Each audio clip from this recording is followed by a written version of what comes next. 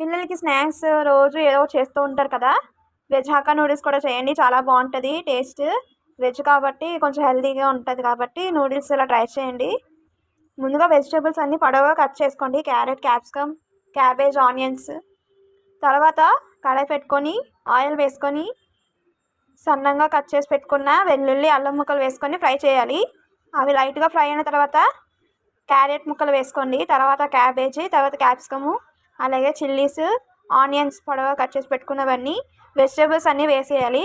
కావాలంటే మీకు extra vegetables ఏమైనా యాడ్ చేయొచ్చు. సో ఇవన్నీ వేసిన తర్వాత ఒకసారి బాగా కలుపుకోండి. ఈ వెజిటేబుల్స్ అన్నీ కొంచెం కుక్ అవుతే సరిపోతాయి, ఎక్కువ కుక్ చేయాల్సిన అవసరమే లేదు. 2 minutes అలా కుక్ చేస్తే సరిపోతాయి. వెజిటేబుల్స్ సగం కుక్ అవుతే సరిపోతుంది, నూడిల్స్ ఎక్కువ కుక్ చేయాల్సినవే లేదు. నూడిల్స్ అంటేనే అందరికి ఇష్టం కదా, ఇంట్లోనే ట్రై చేయండి. ఎక్కువగా బయట కాకంటే ఇంట్లో ఫుడ్ తింటేనే ఎక్కువ హెల్తీ కాబట్టి ఇంట్లోనే ఇలాగా వెజ్ హక్కా నూడిల్స్ ట్రై చేయండి ఒకసారి. అలాగే నా ఛానల్ ఎవరైనా సబ్స్క్రైబ్ చేయకపోతే ఇప్పుడు సబ్స్క్రైబ్ చేసుకోండి. డైలీ వీడియోస్ పెడుతూ ఉంటాను, లాంగ్ వీడియోస్, షార్ట్స్ కూడా చూస్తానండి. ఇప్పుడు మనం ఇలాగా వెజిటేబుల్స్ అన్నీ బాగా కుక్ అయ్యే తర్వాత మనం సాల్ట్ వేసుకొని ఒకసారి బాగా కలుపుకోండి.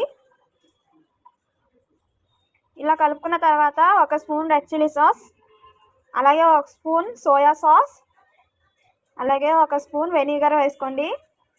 కావాలంటే మీకు గ్రీన్ చిల్లీ సాస్ కూడా వేసుకోవచ్చు, నేను వేయడం లేదు.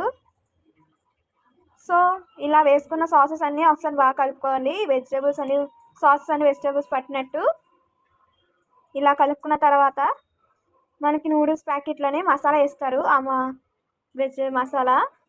ఆ నూడిల్స్ మసాలా ప్యాకెట్ని మొత్తం వేసేసుకొని ఒకసారి కలుపుకోండి. అలాగే నూడిల్స్ ఎక్కువసేపు ఉడికించకుండా కొంచెం 50% ఉడికిస్తే సరిపోతుంది. నూడిల్స్ ఉడికినప్పుడు కూడా మనం ఆయిల్ వేసుకుంటే అది అంటకంట పొడి పొడిగా వస్తుంది. అలాగే సాల్ట్ కూడా వేసుకోవాలి నూడిల్స్ ఉడికించినప్పుడే.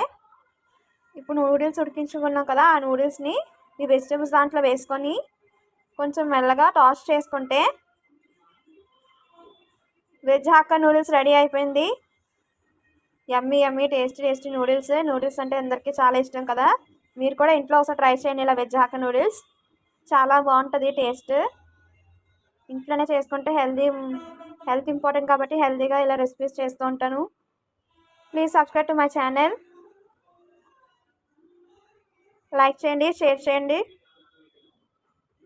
చూసారు ఎంత బాగా కనిపిస్తుందో.